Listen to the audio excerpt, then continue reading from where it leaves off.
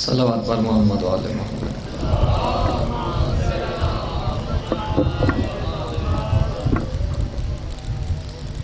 اپنے گناہوں کی مغفرت اور بخشش کے لیے بھی مل کر بآواز بلند صلوات۔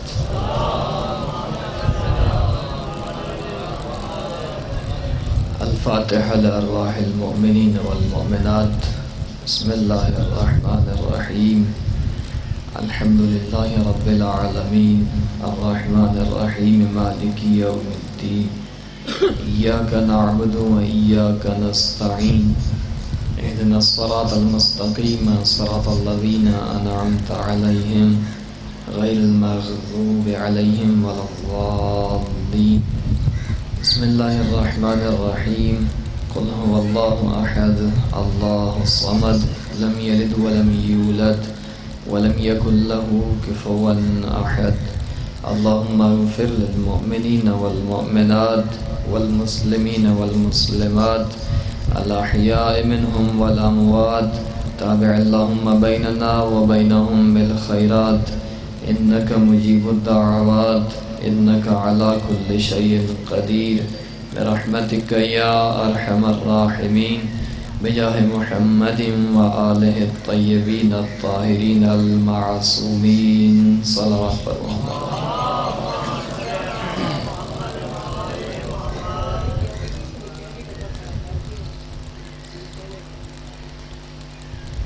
ایک مرتبہ بار دیگر بآواز بلند صلوات۔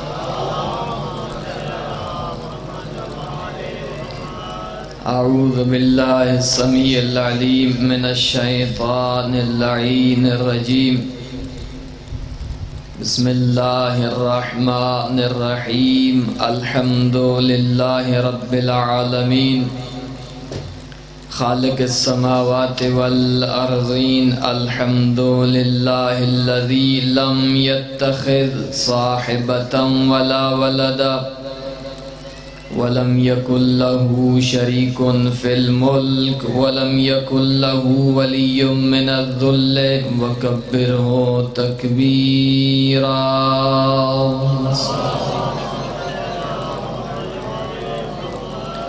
الصلاة والسلام على النبي الأمي القرشي الهاشمي الأبتحي المكي المدني، سيدنا الممجد بشيرنا المسدد نذيرنا المؤيد المصطفى الأمجد المحمود الأحمد حبيب إله العالمين أبي القاسم محمد وعلى إمام المظفر والشجاع الغضنفر قاسم طوبى وسقر أبي شبير وشبر مولانا ومولى الثقلين أبي الحسن والحسين الذي ردت له الشمس مرتين، المصلي إلى القبلتين الطاعن برمحين، وقيل في شأنه ضربة علي يوم الخندق أفضل من عبادة الثقلين، صلوات۔ وعلى زوجته الطيبة الطاهرة التقية النقية الراضية المرضية الحوراء الإنسية حبيبة الرحمن، كما قال في القرآن مرج البحرين يلتقيان بينهما برزخ لا يبغيان، فبأي آلاء ربكما تكذبان، يخرج منهما اللؤلؤ والمرجان يعني الحسنان، وقيل في شأنهما إن الحسن والحسين سيدا شباب أهل الجنة،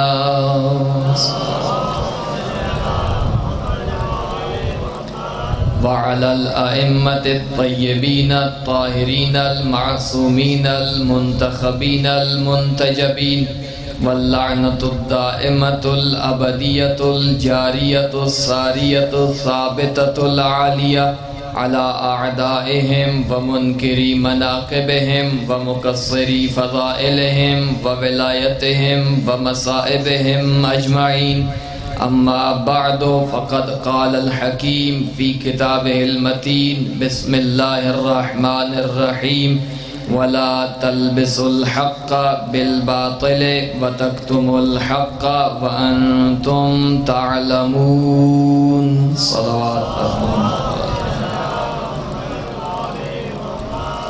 واجب الاحترام سامعین گرامی قدر، محبان نبی و اہل بیت نبی، عاشقان علی اور ماتمداران حسین ابن علی تشریف فرما ہیں۔ جب پیغمبر نے اپنی تحریک کا آغاز کیا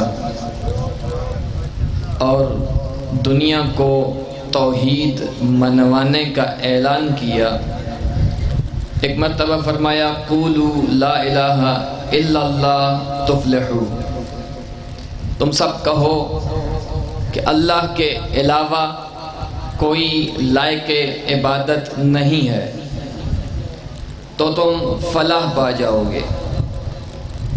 یہ تحریک کا آغاز ہوا جس زور کے ساتھ، جس شدت کے ساتھ، اتنے انتظار کے بعد پیغمبر نے اپنی تحریک کا آغاز کیا، اسی شدت سے بلکہ اس سے بھی کہیں زیادہ قوت کے ساتھ اس تحریک کی مخالفت کی گئی، اور اس تحریک کی مخالفت میں اس کو روکنے کے لیے، اس کو کم کرنے کے لیے تاریخ کے بہت سارے ابو اس کے سامنے آئے۔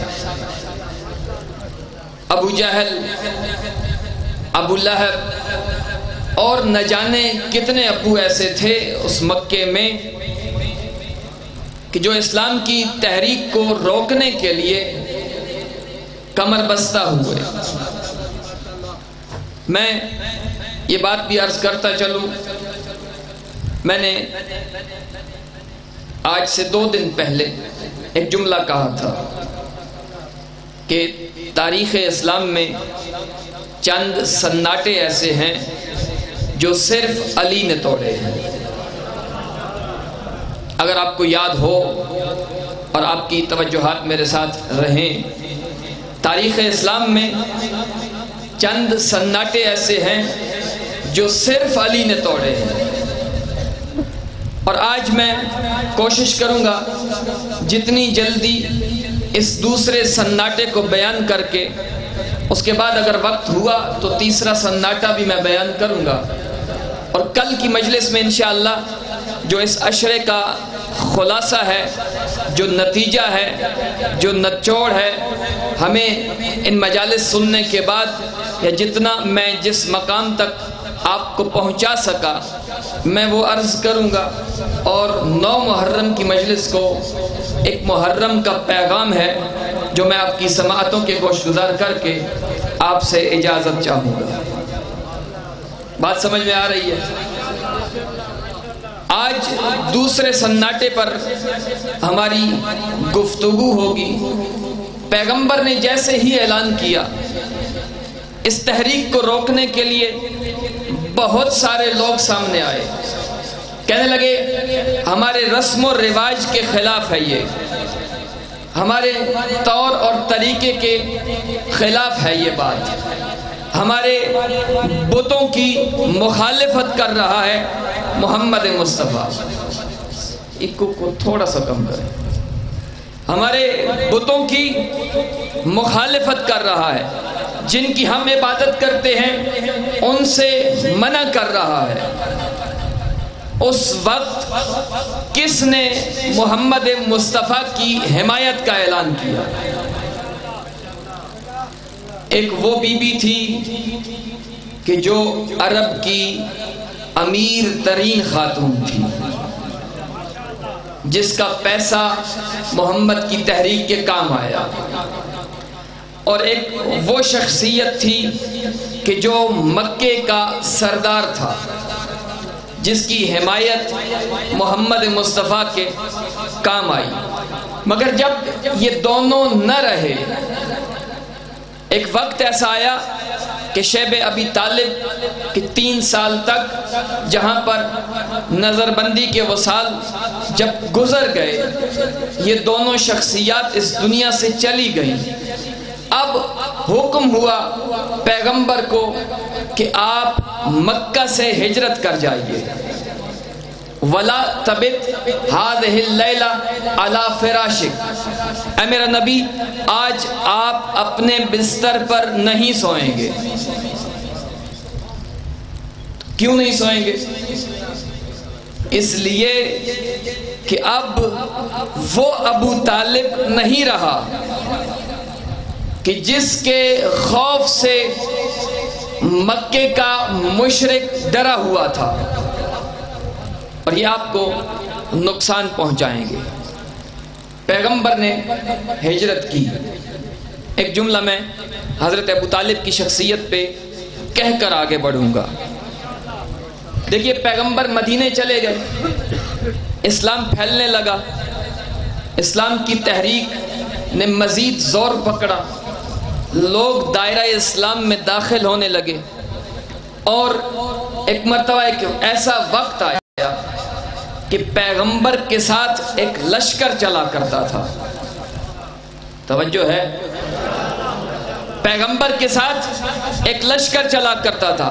یہاں سے مکے کے مشرک نے یہ منصوبہ بنایا، محمد نے ہمارے بتوں کی، ہمارے خداؤں کی مخالفت کی ہے، ہم اسے زندہ نہیں چھوڑیں گے۔ اور یہ مکے کا مشرک یہاں سے مدینے کی طرف گیا۔ کیوں؟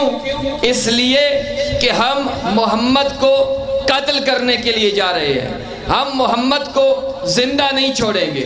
کیوں نہیں چھوڑیں گے؟ کیونکہ وہ ہمارے خداؤں کی مخالفت کرتا ہے، وہ ہمارے خداؤں کو برا اور بھلا کہتا ہے۔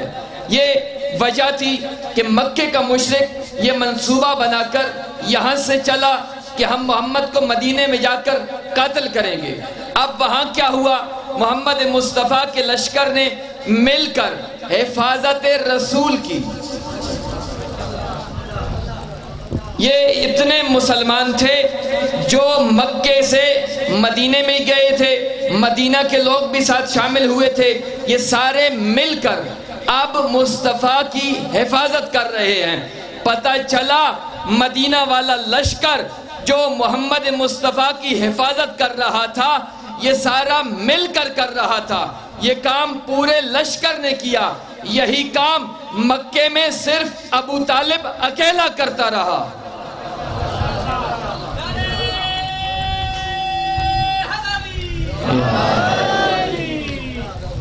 یہی کام اکیلے ابو طالب نے کیا۔ اور میں کہوں گا، دیکھیے، جو پروردگار فرعون کے محل میں اس کی زوجہ کی گود میں موسیٰ کو پال سکتا ہے، وہ محمد کو مکے میں رکھنا چاہتا تو رکھ سکتا تھا۔ ایسا ہے کہ نہیں ہے؟ لیکن اس نے کیا کہا کہ اب آپ ہجرت کر جائیے۔ تو پھر سمجھ میں آتا ہے کہ یہ ہجرت، یہ خراج عقیدت ہے محسن اسلام اور محسن اسلام کے لیے، کہ جن کے ہوتے ہوئے تو محمد محفوظ تھے، مگر اب یہ جائے امن نہیں ہے، اور آپ ہجرت کیجئے۔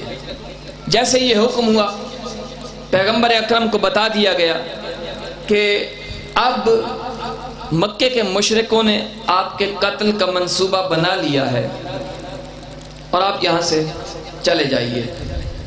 ان کا منصوبہ یہ تھا کہ بہت سارے قبیلوں سے ایک ایک فرد لے کر اکٹھے ہو کر سارے مل کر ایک ایک وار کریں گے، محمد کو ہم قتل کر دیں گے، اور یہ قتل کا الزام کسی ایک فرد کے اوپر نہیں آئے گا۔ اور اتنے سارے قبیلوں سے تو بنو ہاشم لڑنے کی طاقت بھی نہیں رکھتے۔ ان کی خواہش یہ تھی کہ ہمارے ساتھ اگر بنو ہاشم کا بھی کوئی فرد مل جائے تو بات اور آسان ہو جائے گی، کہ ان کے گھر کا اپنا بندہ جب ہمارے ساتھ ہے تو ہمیں کسی قسم کی مقاومت اور مزاحمت کا سامنا نہیں کرنا پڑے گا۔ اور یہ کام ابو لہب نے آسان کر دیا کہ وہ ہاشمی خاندان سے تھا، اس نے کہا میں تمہارے ساتھ ہوں۔ ہمیں دکھ اسی بات کا ہے کہ دشمن کو قتل کرنے کے لیے، دشمن کو محمد مصطفیٰ کو مارنے کے لیے بنو ہاشم کے فرد کی ضرورت تھی، مگر مسلمانوں کو خلیفہ محمد بنانے کے لیے بنو ہاشم کے فرد کی ضرورت نہ رہی۔ کتنی اہمیت ہے بنو ہاشم کے خاندان کی کہ قتل کرنے کی سازش میں تو شریک کیا جا رہا ہے، مگر جب جانشینی محمد کا وقت آیا تو اپنوں کو بنو ہاشم کے کسی فرد کی ضرورت ہی نہ رہی۔ فرمایا لا تبت هذه الليلة على فراشك، یہ حکم ہوا آج کی رات آپ اپنے بستر پہ نہیں سوئیں گے۔ اپنے دوستوں کو، اپنے چاہنے والوں کو اکٹھا کیا اور ایک جملہ فرمایا ایکم یعاذرنی ایکم یبیتو علی فراشی، میرے دوستو آج کی رات کون ہے جو میرے بستر پہ سوئے گا؟ یہ اوپن آفر تھی، سب کے لیے تھی۔ جو ہے جس نے فضیلت کمانی ہے وہ سامنے آئے۔ یہ تاریخ کہتی ہے ایک مرتبہ ماحول ایسا بنا کہ مکمل سناٹا چھا گیا، اور اس سناٹے کو اسی نے توڑا کہ جو ہمیشہ توڑا کرتا تھا۔ یا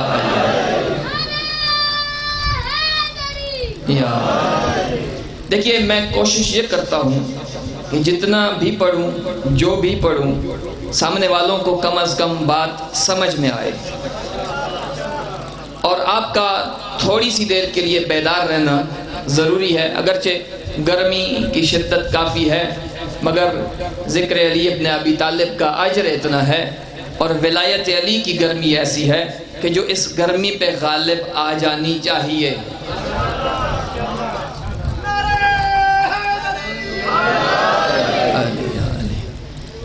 مکمل خاموشی، سناٹا۔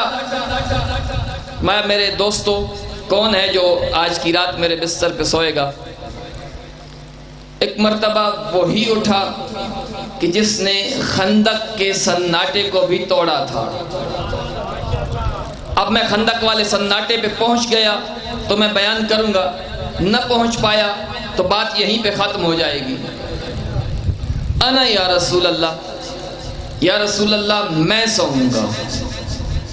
جیسے ہی یہ فرمایا، پھر علی نے ایک سوال کیا، اس علی نے کہ جس نے پیغمبر سے کبھی سوال نہیں کیا تھا۔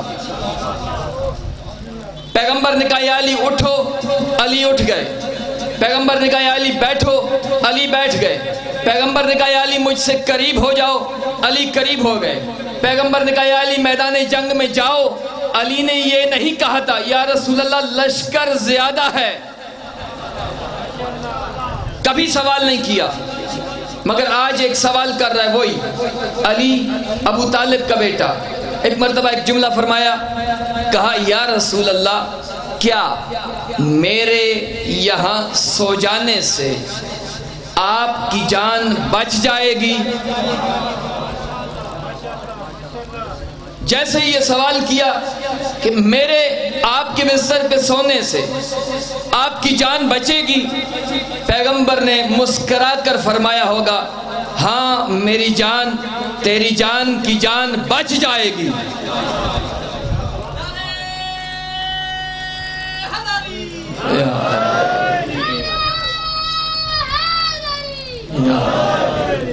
جب یہ کہا نا ہاں تیری جان کی جان بچے گی، تو علی ابن ابی طالب نے سوال کیا، پیغمبر نے جواب دیا۔ ہمیں پتہ چلا علی کا سوال اور پیغمبر کا جواب یہ سمجھا رہا ہے کہ جان ساتھ جانے سے نہیں بچے گی، بستر محمد پہ سونے سے بچے گی۔ بستر محمد پہ میں صرف اشارہ کر رہا ہوں. اب اگر آپ اتنے ٹھنڈے مزاج کے ساتھ سنیں گے تو آپ کی مرضی ہے. بستر محمد پہ سونے سے بچیں گے. یا علی سو جاؤ. علی ابن ابی طالب نے ایک مرتبہ سوئے، مگر اس سے پہلے میں چند ایک مطالب آپ کی خدمت کے، آپ کے سماعتوں کے حوالے کروں گا یہیں پہ رک کے. یہ کون ہے علی جو ساری زندگی نہیں سویا، جس نے ساری زندگی راتوں کو جاگ کر عبادت کی ہے؟ وہ علی جس نے راتوں کو غریبوں، مسکینوں، فقیروں کی مدد کی ہے. وہ علی کہ جو راتوں کو جاگ جاگ کر مناجات کرتا تھا. تو پھر یہاں لمحہ فکریہ تو ہے. ہم راتوں کو جاگ کر عبادت تو نہیں کر سکتے، ہم غریبوں اور مسکینوں کے ساتھ ان کی مدد تو نہیں کر سکتے. اتنا تو ہم سے تقاضا ہے کہ کم از کم کسی غریب، مسکین، یتیم، فقیر کا مال غاصب تو نہ کرو. اگر میں اپنے دل میں علی کی ولایت قدم بھرتا ہوں تو پھر مجھ سے تقاضا یہ ہے کہ کسی کی مدد نہیں کر سکتا تو کسی کو تکلیف اور اذیت تو نہ دوں. میں راتوں کو جاگ کر، میں شب زندہ دار تو نہیں ہوں، مگر مجھے اتنا تو کرنا چاہیے کہ صبح کی 2 رکعتیں میں نماز کی انجام دے دوں. اب آپ کہیں گے کہ یہ مولانا ہے اور بات وہیں پہ آ کے رکتی ہے کہ نماز پڑھو اور روزہ رکھو. لیکن کیا کروں، سمجھتا ہوں کہ یہ بات صحیح ہے تو ہمیں اس منبر سے کرنی چاہیے. اور آپ بھی مومن ہیں، واجب الاحترام ہیں، فراخ دلی کے ساتھ اس بات کو سننا بھی چاہیے. اور سن کر یہاں سے اٹھ کر بات کو بھلا بھی نہیں دینا چاہیے. کوشش یہ کیا کریں کہ عشرہ محرم الحرام گزرے تو زیادہ نہیں تو ہر عشرے کے بعد کچھ نہ کچھ تبدیلی ہو جو انسان کے اندر آئے. پھر مجلس شبیر کا فائدہ صحیح معنوں میں جو ہمیں کرنا چاہیے استفادہ، حق تو ہم ادا نہیں کر سکتے، مگر اتنا تو ہے کہ کوشش تو ہم کر سکتے ہیں یا نہیں کر سکتے. تو نہ سونے والے علی نے اس رات سو کر تجارت بھی کی ہے. جو ساری زندگی لوگوں کے درمیان بانٹتا رہا ہے، آج کی رات اس نے اپنے عمل کی قیمت بھی پائی ہے. قیمت کیا تھی؟ وہ مرضی پروردگار کا خریدار ٹھہرا. خدا کی قسم یہ علی ہے جو سو کر عبادت کرے تو اس کی مرضیاں خرید لیتا ہے. یہ جاگ کر عبادت کرے گا تو کیا غضب ڈھائے گا.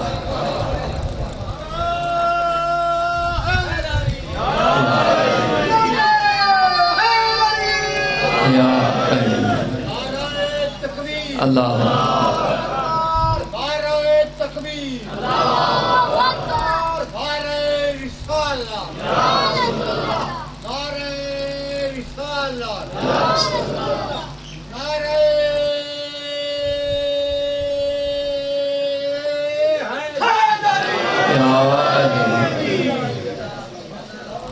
یہ علی سویا اور اس علی نے سو کر بڑے بڑے کام بھی کیے ہیں. ایک بہت بڑا کام کہ علی سویا تو اس نے توحید بچائی ہے. ہمارے ممبر سے توحید بھی بیان ہونی چاہیے یا نہیں؟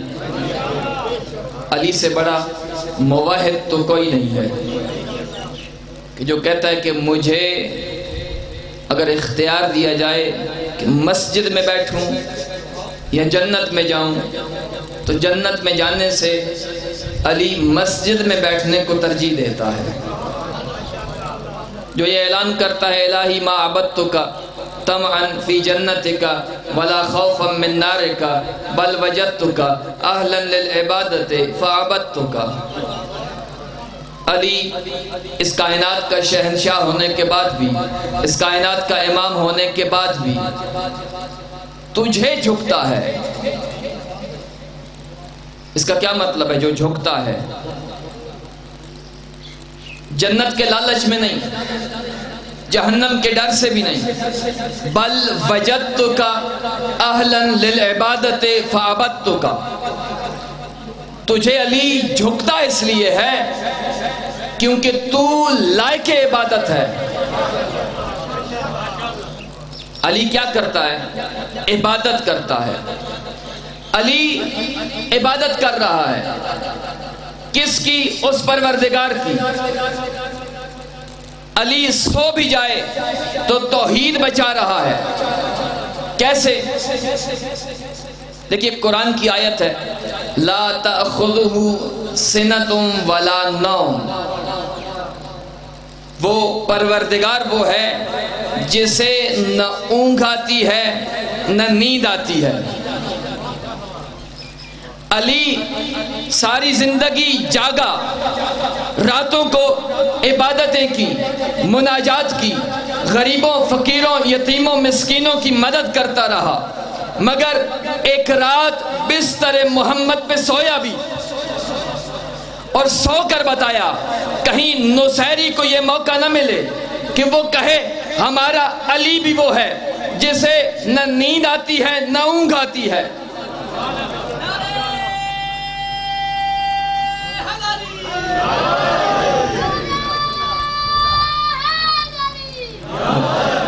تو یہ راتوں کو جاگنے والا علی ایک مرتبہ زندگی میں ایک رات سو کر بتا رہا ہے کہ دیکھو وہ علی جو خالق ہے، جسے نیند نہیں آتی، جسے اونگ نہیں آتی، وہ ہے جو بستر محمد پہ سونے والا علی ہے، وہ خالق ہے، یہ مخلوق ہے۔ ایسا ہے کہ نہیں؟ کسی کو اعتراض ہو تو یہاں کھڑا ہو۔ قرآن کی آیت ہے لا تأخذہ سنۃ ولا نوم، اسے نہ نیند آتی ہے نہ اونگ آتی ہے۔ تو یہ ہے علی۔ سامعین گرامی قدر، ایک مرتبہ پیغمبر کے بستر پہ سوئے۔ اس بستر کی اہمیت کتنی ہے؟ بستر کی ویلیو کیا ہے؟ کیا کوئی یہ عام بستر ہے کہ جس پہ نبی سوتا ہے؟ یہ بستر علی کے حوالے کیا گیا، یا علی آپ سو جائیے، اور علی اس بستر پہ سوئے۔ اس کی اہمیت کیا ہے؟ اس کے لیے آپ یہ روایت آپ سن لیجئے۔ ام المؤمنین زوجہ پیغمبر ایک مرتبہ اپنے گھر میں ہیں، یا ان کے والد محترم گھر میں تشریف لائے بیٹی سے ملنے کے لیے، پیغمبر کے سسر پیغمبر کے گھر میں آئے۔ جیسے ہی گھر میں آئے، اب دیکھیے کوئی مہمان جب آتا ہے، آپ کے گھروں میں بھی آتے ہوں گے مہمان، اور یہ رواج ہے اچھا بستر بچھایا جاتا ہے، اچھی مسند بچھائی جاتی ہے تاکہ یہ مہمان اس پہ تشریف فرما ہوں۔ اب یہ کائنات کا سب سے بڑا گھر ہے، سب سے بڑے نبی کا گھر ہے، اسی کی زوجہ، اس نے کیا کام کیا؟ پیغمبر کا بچھا ہوا بستر لپیٹ دیا۔ پیغمبر کا بچھا ہوا بستر لپیٹ دیا۔ اب جو والد تھے، جو اس بی بی کا باپ تھا، ناراض ہوئے، کہنے لگے جب کوئی گھر میں آتا ہے اس کے لیے بستر بچھایا جاتا ہے اور آپ نے بستر لپیٹ دیا ہے۔ یہاں پر احترام دو طرح سے واجب تھا، ایک تو وہ جو آیا تھا شخصیت وہ مہمان تھی، دوسرا اس بی بی کا باپ بھی تھا۔ مہمان ہونے کے ناطے بھی احترام لازم ہے، باپ ہونے کی وجہ سے بھی احترام ضروری ہے۔ بستر بچھانے کی بجائے بستر لپیٹا۔ جب سوال کیا کہ بستر لپیٹا کیوں، تو کہا یہ پیغمبر کا بستر ہے، اس پہ کوئی نااہل نہیں بیٹھے گا۔ تو سامعین گرامی قدر، بستر ذاتی جگہ ہے، منبر سرکاری مسند ہے۔ جو محمد تھوڑی دیر کے لیے ذاتی جگہ پر کسی نااہل کو نہ بیٹھنے دے، وہ سرکاری مسند پر کسی نااہل کو کیسے بٹھائے گا؟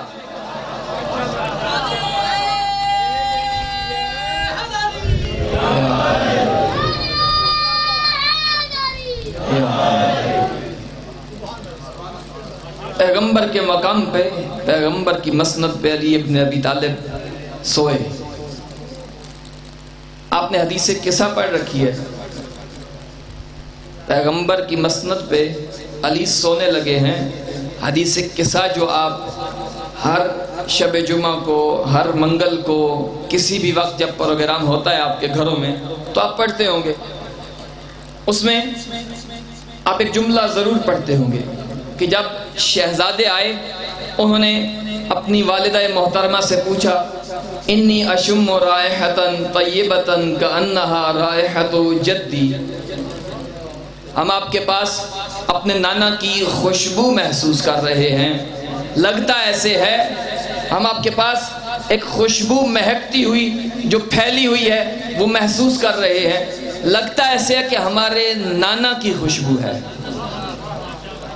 اس بات سے نتیجہ کیا نکلا کہ جس میں محمد کی ایک خاصیت یہ تھی کہ اس سے خوشبو نکلتی تھی۔ اور حدیث میں نے آج سے چند دن پہلے پڑھی ہے، انا و علی من نور واحد، میں اور علی ایک ہی نور کے دو حصے ہیں۔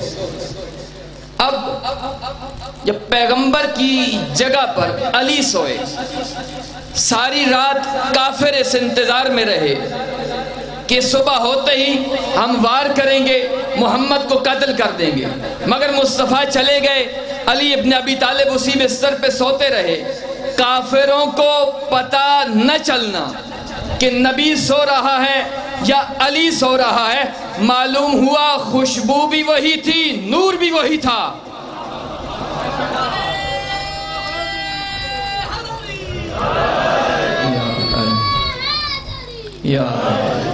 سامعین گرامی قدر، شاید دامن وقت میں گنجائش اب نہیں ہے، میں صرف ایک جملہ اور عرض کر کے بات کو ختم کر رہا ہوں۔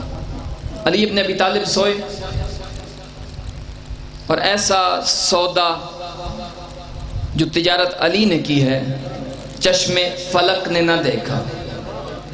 بازار نقد و نسیہ میں، میکدہ جان و دل میں ایسی قیمت بھی کسی کی نہ لگی۔ علی وہ ہے جو نہ کبھی بکے نہ کبھی تلے، وہ چاندی میں کیسے تلے جو خود فضہ کا مالک ہو، جو خود ابو ذر کا آقا ہو، وہ ذر میں کیسے تلے، جو خود برج امامت کا مینار ہو وہ قیمتی موتیوں میں کیسے تلے۔ اب آپ کی مرضی ہے کہ آپ خاموشی کے ساتھ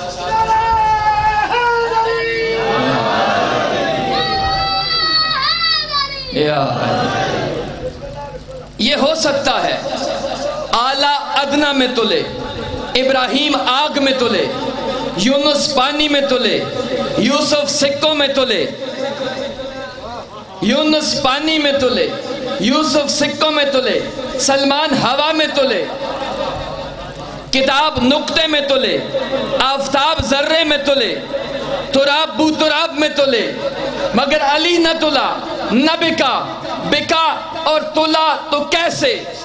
علی تلے تو مہر رسالت کے ترازو پہ تلے، بکے تو لفظ مشیت کے آرزو پہ بکے۔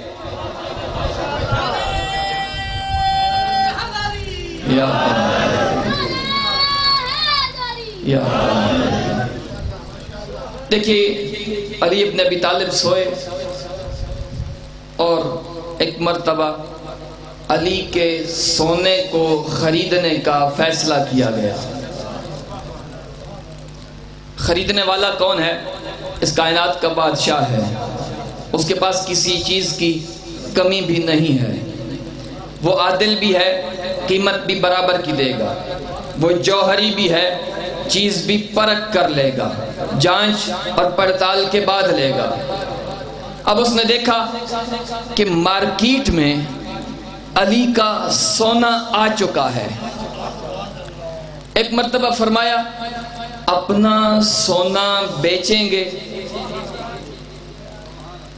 تو عجب نہیں، کہا ہو یہ خریدنے والے آپ ہیں تو آپ کو بیچ دیں گے، وگرنہ ہمارے سونے کو خریدنے کے لیے اس کی قیمت کے طور پر کسی کے پاس کچھ نہیں ہے۔ میرے پاس تو یہی لفظ ہیں، سر نہیں ہے، گر بھی نہیں ہے۔ کہا خریدیں گے، فرمایا بیچیں گے، تا قیمت بتاؤ۔ ایک مرتبہ دیکھا، خاندان دیکھا، نسل دیکھی، حسب دیکھا، نسب دیکھا، اس لیے کہ خریدنے والا عام نہیں ہے، جوہری ہے، وہ پرکھے گا، وہ جانچ پڑتال کے بعد خریدے گا، قیمت آخر اس نے ادا کرنی ہے۔ وہ عادل بھی ہے، قیمت برابر کی دے گا، وہ بادشاہ بھی ہے، اس کے پاس کمی نہیں ہے، وہ جوہری بھی ہے، وہ جانتا ہے چیز کی ویلیو کیا ہے۔ ایک مرتبہ کیس دائر ہوا اور اس پروردگار کی بارگاہ سے آواز آئی، تیرے سونے کی قیمت کیا ہے؟ جنت تجھے دے دیں؟ فرمایا یہ تو کم ہے، یہ تو ہم روٹیاں دے کے ہی خرید لیتے ہیں۔ آواز آئی ولایت تیرے حوالے کریں؟ فرمایا یہ تو ہم ایک انگوٹھی اتار کر لے لیتے ہیں۔ آواز آئی تجھے عبادت ثقلین عطا کریں؟ فرمایا یہ تو ہم ایک تلوار اٹھاتے ہیں، ثقلین کی عبادت سے افضل ہوتی ہے۔ ادھر سے اس پروردگار نے کہا پھر بتاؤ کیا چاہیے؟ ہم نے کہا پروردگار تو اسے اپنی مرضی دے دے، اس کا سونا لے جا۔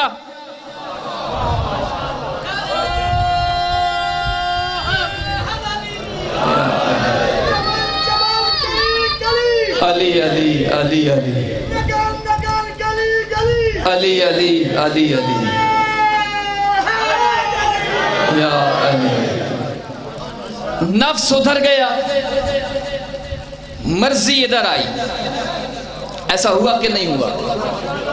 قرآن میں اس ڈیل کو رجسٹر کیا تاکہ ہندہ کا کوئی بیٹا انکار نہ کرے۔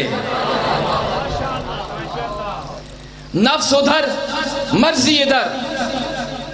نفس کا مالک وہ ہے، مرضیوں کا خریدار یہ ہے۔ علی نے قیمت ادا کی ہے۔ نفس کس کے پاس؟ نفس کا مالک کون؟ وہ پروردگار۔ اس کی مرضی کا خریدار کون؟ یہ علی ابن ابی طالب۔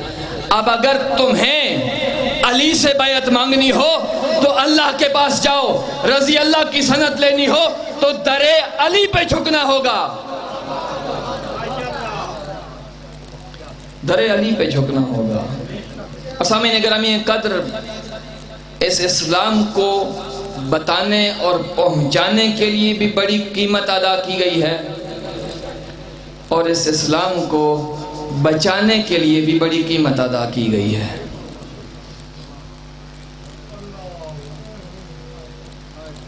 سادات کا کربلا میں بڑا خرچ ہوا ہے۔ حسین ابن علی کا کربلا میں بڑا نقصان ہوا ہے۔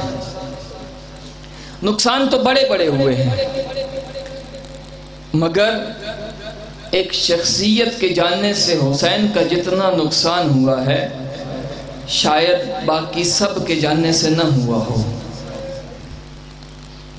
کون ہے وہ؟ عباس۔ یہ وہ ہے کہ جس کے جاننے سے دو کام ہوئے کربلا میں۔ حسین کے ہاتھ کمر پہ آ گئے، زینب کے ہاتھ ردا پہ آ گئے. اجر و کمال اللہ. عباس کون ہے؟ جو ام البنین کی وفا کا نام ہے، جو علی کی شبیہ کا نام ہے، جو حسن کے حسن کا نام ہے، جو حسین کی جوانی کا نام ہے، جو سکینہ کی رضا، جو زینب کی رضا، سکینہ اور ہر تشنہ لب کی آس اور پیاس کا نام ہے. عزادارو،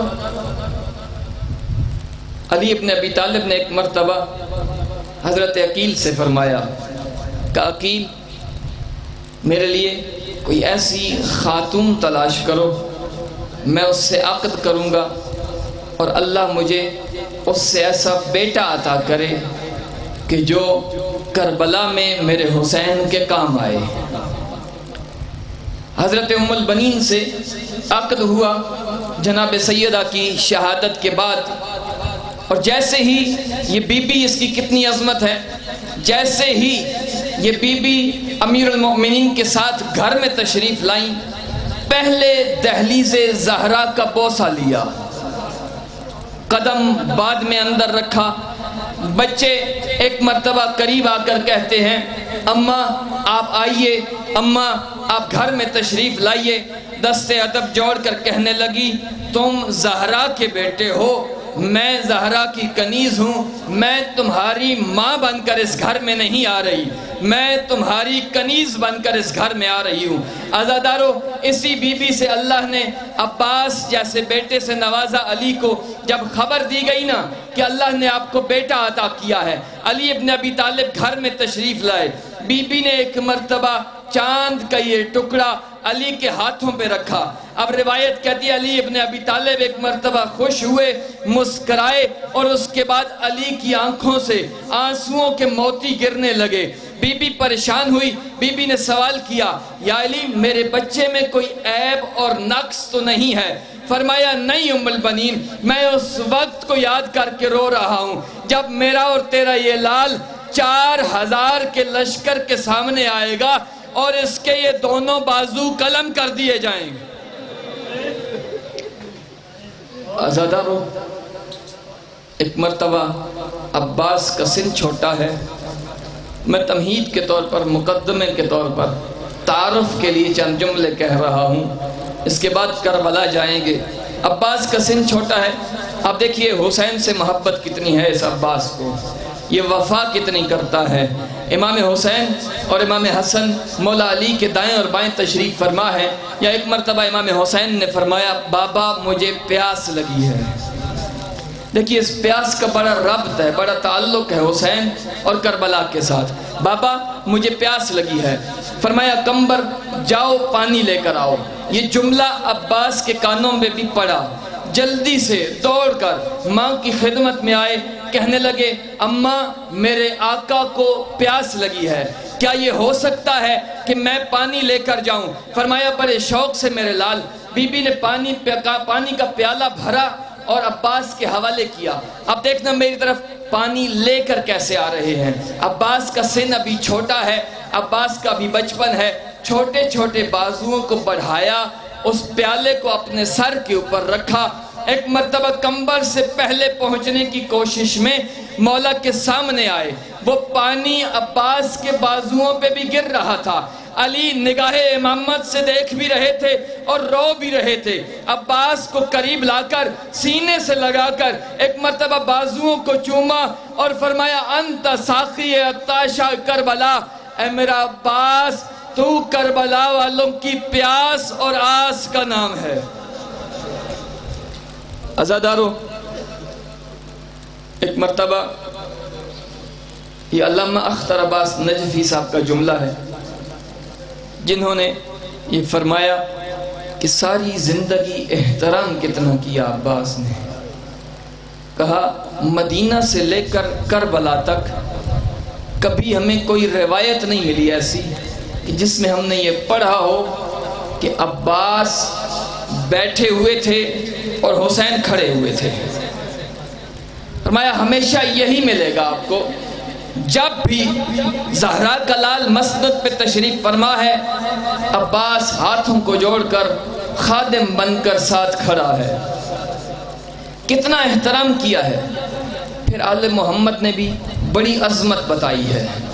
امام سجاد کے پاس ایک مرتبہ ایک شخص آیا مدینہ کے اندر، اتفاق ایسا ہوا کہ اس نے حضرت ابوالفضل العباس کا نام لیا۔ جیسے ہی نام لیتا ہے معصوم اپنی مسند سے کھڑے ہو جاتے ہیں۔ یہ شخص متوجہ نہ ہوا، اس نے دوسری مرتبہ نام لیا، معصوم نے پھر اپنی مسند کو چھوڑا۔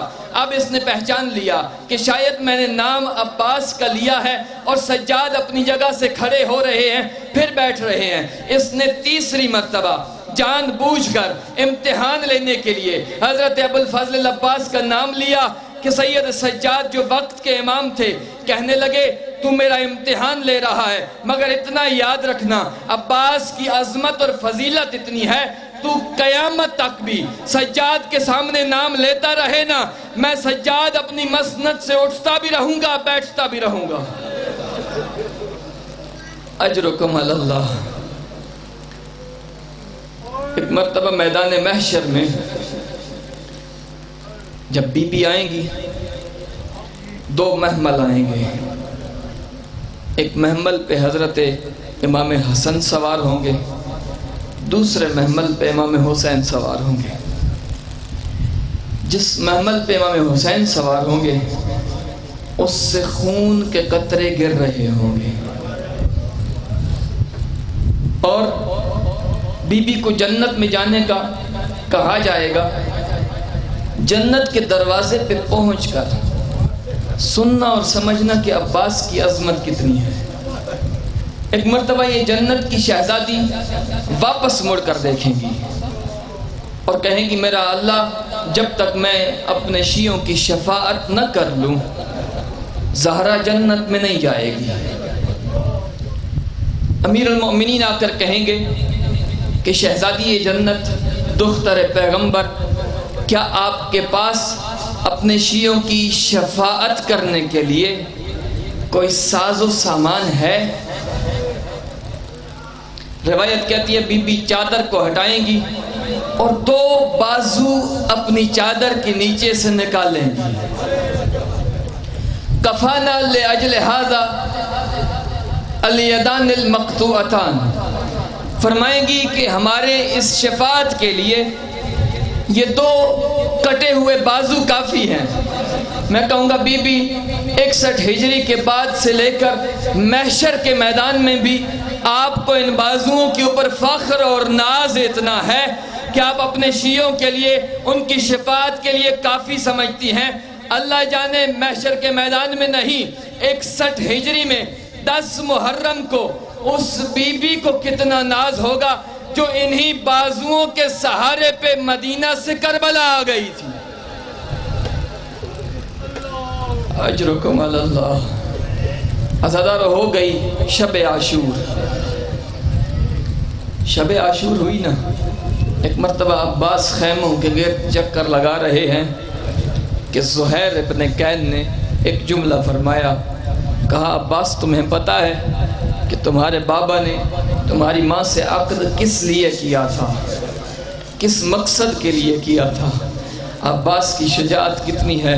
ایک مرتبہ گھوڑے کی رکابوں میں اپنے پاؤں کو زور سے نیچے کیا تو رکابیں ٹوٹ کر گرنے لگیں۔ کہنے لگے زہیر اب تو بتائے گا کہ عباس کو علی نے کس مقصد کے لیے مانگا تھا۔ زہیر تو صبح کا دن ہو لینے دے، تو صرف مجھے میرے مولا اور آقا سے اجازت لے کر دے دے، پھر مجھے بتانا، میں کوفہ والوں کو کوفہ پہنچاؤں گا، شام والوں کو شام دکھا کے آؤں گا۔ عزادہ رو بڑا ناز تھا، بڑا فخر تھا اس شخصیت کے اوپر، مگر کربلا میں ایک وقت ایسا آیا کہ جب خیموں کا چکر لگا رہے تھے، جس خیمے میں آتے ہیں نا، روایت کہتی ہے فَوَجَدَهَا خَالِيَةً، ہر خیمے کو خالی پایا۔ اب سے تھوڑی دیر پہلے کہیں سے اکبر کی تلاوت کی آواز آ رہی تھی، کہیں سے کسی خیمے سے قاسم قرآن کی تلاوت کر رہے تھے، حسین کے آوان و انصار تلاوت کر رہے تھے، مگر اب جس خیمے میں بھی جاتے ہیں ہر خیمہ خالی پایا۔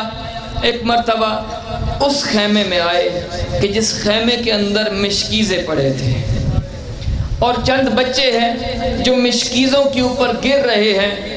ایک بچی ہے جو بڑا دلاسا اور تسلی دے رہی ہے، کہہ رہی ہے ابھی میرا چچا عباس زندہ ہے، تم پریشان نہ ہو، میرا چچا ابھی پانی لے کر آئے گا اور میں تمہیں سب کو پانی پلاؤں گی۔ عزادارو یہ جب منظر دیکھا عباس کا سینہ کٹنے لگا۔ ایک مرتبہ آئے بطول کے بیٹے کی خدمت میں، آ کر کہنے لگے مولا اب میرا سینہ تنگ ہو رہا ہے، اب میں زندہ رہنے نہیں سکتا، زندہ رہنے کی خواہش نہیں ہے۔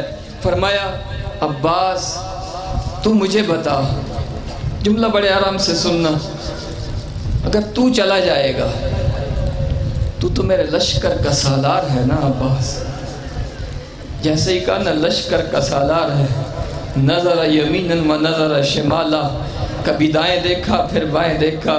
فرمایا مولا معاف کرنا، وہ لشکر کہاں ہے جس کا سالار میں ہوں؟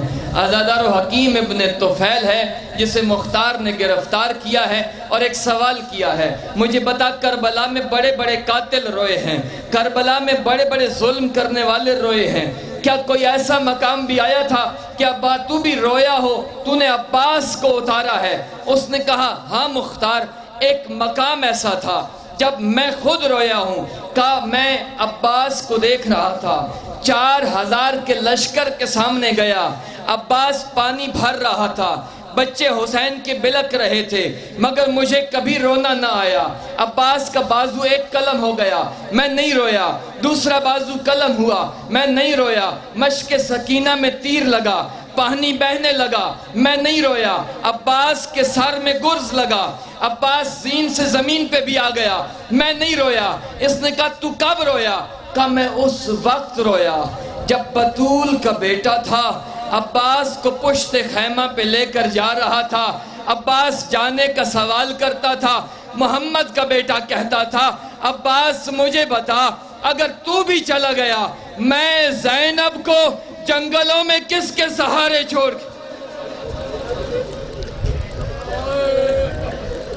میں محمد کی بیٹیوں کو ان صحراؤں میں کس کے سہارے چھوڑ کر جاؤں گا؟ عزادارو ایک مرتبہ فرمایا عباس تجھے جاننے سے نہیں روکتا، میں جب یہ شہادت پڑھتا ہوں مجھے جو سب سے دردناک منظر لگتا ہے وہ یہی لگتا ہے۔ فرمایا جس نے تمہارا ہاتھ پکڑ کر تمہیں چلنا نہیں سکھایا، جو خود تمہارے سہارے چلنا سیکھتی رہی ہے نا، اس سے اجازت لے کر آ جا۔ اجرکم اللہ، تھوڑے وقت کی زحمت ہے، حسین کی ماں تمہیں اجر دے، سوائے غم حسین کے کوئی غم نہ دیکھو۔ جو تمہارا ہاتھ پکڑ کر تمہیں چلنا نہیں سکھاتی رہی، تمہارے سہارے خود چلنا سیکھتی رہی ہے، اس سے اجازت لے کر آؤ۔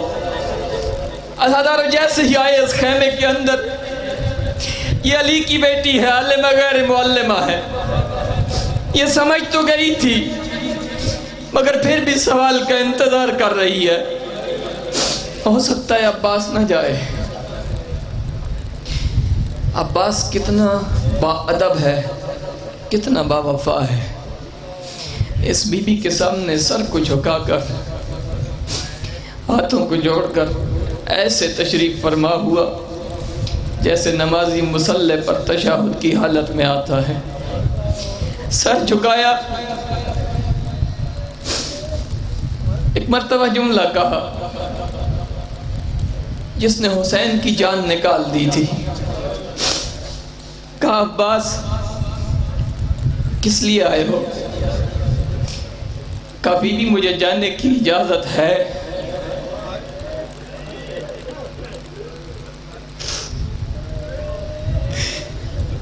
بی بی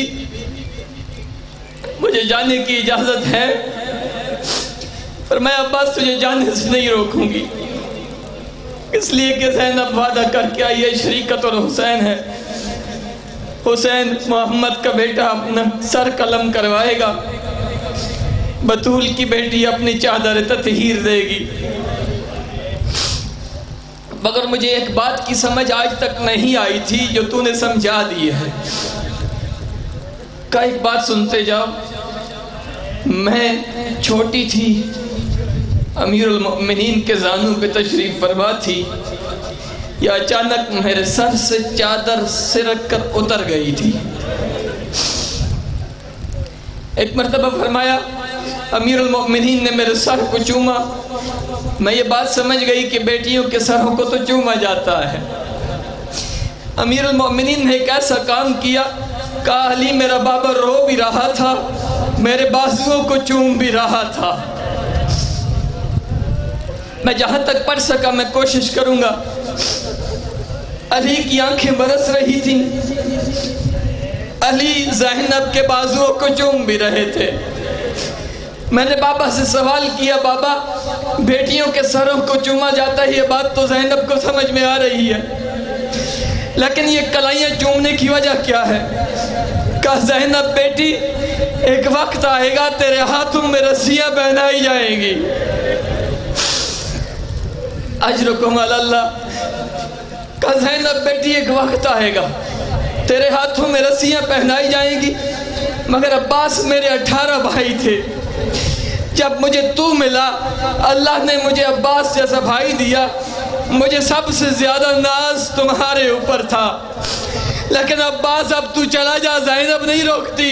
آج زینب کو سمجھ آ گئی ہے تیرے بعد زینب کی رضا نہیں رہے گی، تیرے بعد زینب کے ہاتھوں میں رسیاں پہنائی جا۔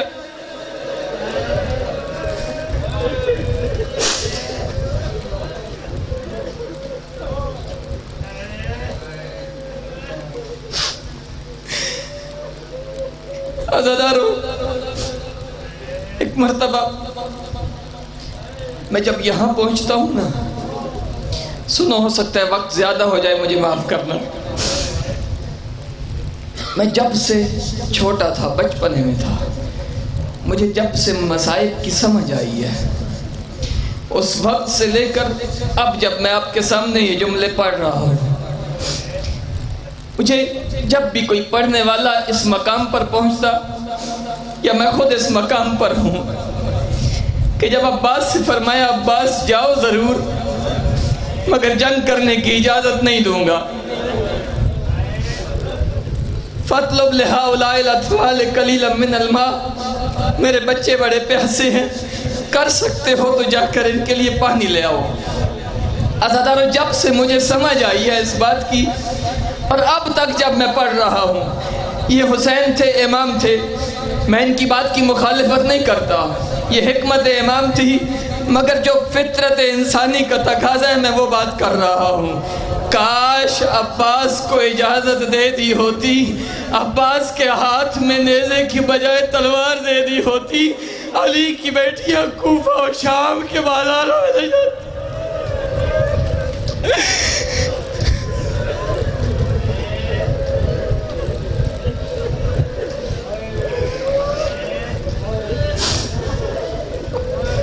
محمد کی بیٹیوں کے ہاتھوں میں رسن نہ پہنائے جاتے۔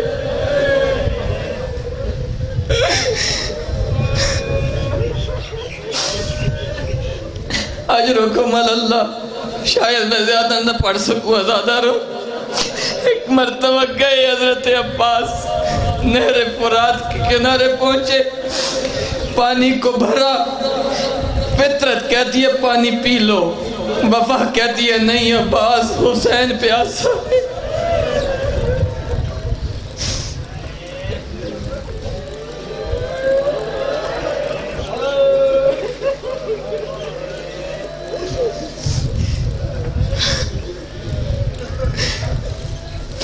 پانی کو اٹھایا، علی کا بیٹا ہے، یزیدی فوج کو دکھایا کہ تمہیں اسی پانی پہ ناز تھا نا، اب دیکھو اسی پہ قبضہ عباس کا ہے۔ مشکیزے کو بھرا، آزادارو عباس واپس چلے، مجھے معاف کرنا، اس سے زیادہ پڑھنے کی ہمت نہیں ہے، میں کوشش کروں گا بات مکمل کر سکوں۔ واپس جیسے ہی چلے نا، ایک ظالم نے چھپ کے وار کیا، یا عباس کا ایک بازو قلم ہوا، کسی نے چھپ کر دوسرا وار کیا، عباس کا دوسرا بازو بھی قلم ہو گیا، مگر رفتار میں فرق نہیں ہے۔ عمر سعد کہتا ہے یہ علی کا بیٹا ہے، یہ حسن مجتبیٰ کا شاگرد ہے، اس کے آقا کا نام حسین ہے، اگر پانی خیموں میں چلا گیا ہم جنگ ہار جائیں گے۔ آزادارہ ایک مرتبہ ایک شقیق کہتا ہے کہ میں نے مشق سکینہ میں وار کیا، جب مشق میں وار ہوا نا پانی بہنے لگا، ایک مرتبہ عباس نے دعا کی، اللہم ان اطفال الحسین اتشانو، میرا اللہ مجھے کسی سے کوئی غرض نہیں ہے مگر اتنا چاہتا ہوں حسین کے بچے پیاسے ہیں، یہ پانی خیموں میں چلا جاتا، مگر اب جب یہ خیموں میں پانی نہیں جا سکے گا، میرا اللہ حسین کا یہ نوکر جیسے دنیا عباس کہتی ہے، عباس خیموں میں نہ پہنچنے پائے۔ آزادارو گھوڑے کا رخ موڑ دیا، عباس کا گھوڑا کھڑا ہے، جب گھوڑا رکا نا ایک آنکھ میں تیر لگا، آنکھ میں تیر ہے، بازو سلامت نہیں ہے، پانی بہہ رہا ہے، ایک شکی نے آ کر ایک تانا دیا، کہا عباس کہاں ہے تیری شجاعت؟ ایک مرتبہ فرمایا مجھے دیکھو میں علی کا بیٹا ہوں، میرے دونوں بازو سلامت نہیں ہیں، میری آنکھ میں تیر ہے، مشق سکینہ بہہ رہی ہے، مگر پھر بھی تمہارے درمیان سر اٹھا کے کھڑا ہوں۔ اس نے کہا عباس اگر تیرے بازو سلامت نہیں ہیں تو میرے بازو تو سلامت ہیں۔ اس بے غیرت نے ایک مرتبہ گرز سے وار کیا، آزادارو یا ام البنین کا بیٹا ایک مرتبہ زین سے زمین پہ آ رہا ہے۔ یہی جملہ حضرت عباس نے خطیب کی خواب میں آ کر کہا تھا، تو میرے سارے مصائب پڑھتا ہے مگر میری سب سے بڑی مصیبت تو نہیں پڑھتا۔ اس نے کہا مولا میں آپ کی ساری مصیبتیں تو پڑھتا ہوں۔ فرمایا نہیں تو ساری مصیبتیں نہیں پڑھتا، مولا آپ بتائیے سب سے بڑی مصیبت کیا ہے؟ فرمانے لگے مجھے بتا، جس کے ہاتھ سلامت نہ ہو وہ بلندی سے پستی کی طرف آئے گا تو وہ کیسے آئے گا؟ کہنے لگا مولا جو بھی اوپر سے نیچے آتا ہے وہ ہاتھوں کا سہارا لیتا ہے۔ فرمایا پھر یہ پڑھا کر کہ میرے ہاتھ سلامت نہیں تھے، جب میں زین سے زمین پہ آ رہا تھا جتنے تیر میرے سینے میں لگے تھے سارے کے سارے پشت عباس سے نکل گئے۔ اجرکم علی اللہ۔ ایک مرتبہ زین کو چھوڑا، یہ اپنے آقا کو سزا دی، السلام علیکہ یا ابا عبداللہ الحسین۔ مجھے نہیں پتا، خدا کی قسم میں نہیں جانتا، عباس کی لاش پہ آ کر حسین نے کس طرح سے گریہ کیا ہوگا۔ ہمارا دوست تھا، ہمارا خونی رشتہ نہیں تھا سید صفیر سجاد، لیکن ہمارا بھائی تھا۔ میں نے اس کی لاش پہ بھائیوں کو روتے ہوئے دیکھا، وہاں تو عباس تھا۔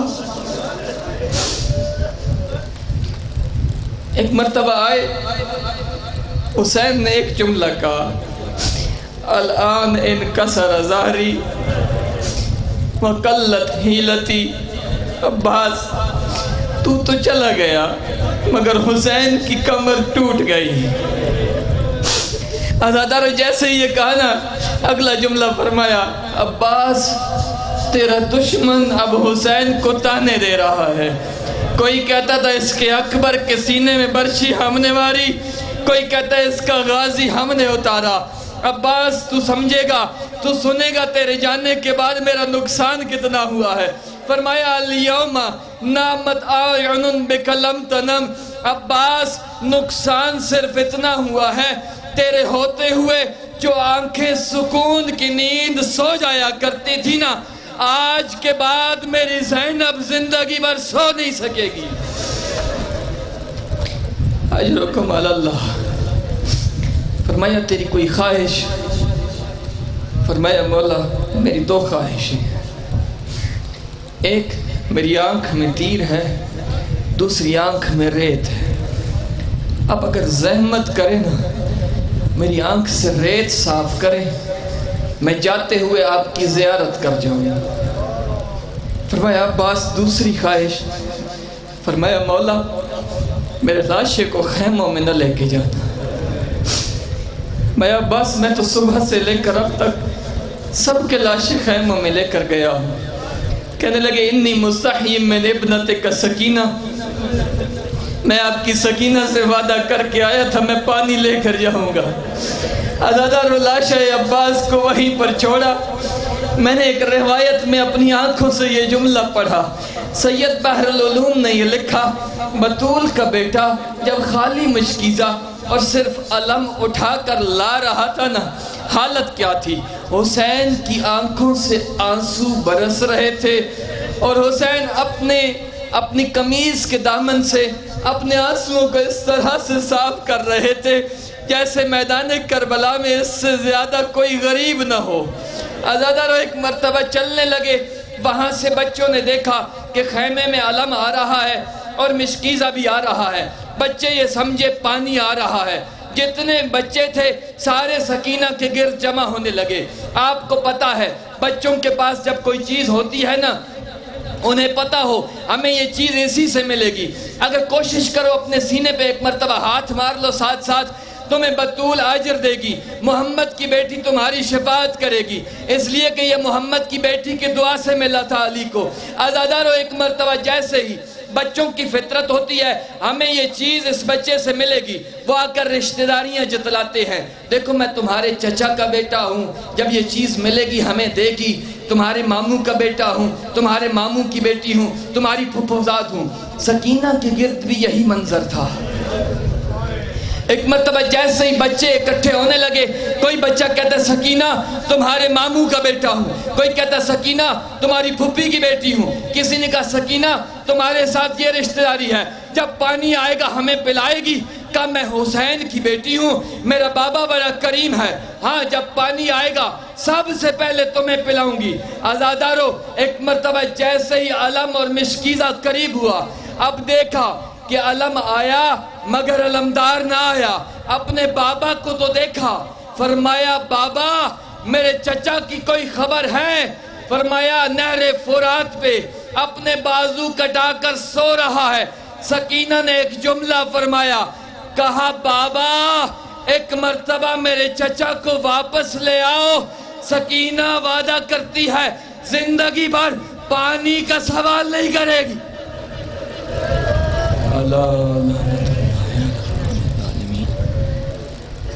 سَيَعْلَمُ الَّذِينَ ظَلَمُوا وَيَوْمَ الْقَلَبِ يَنْقَلِبُونَ۔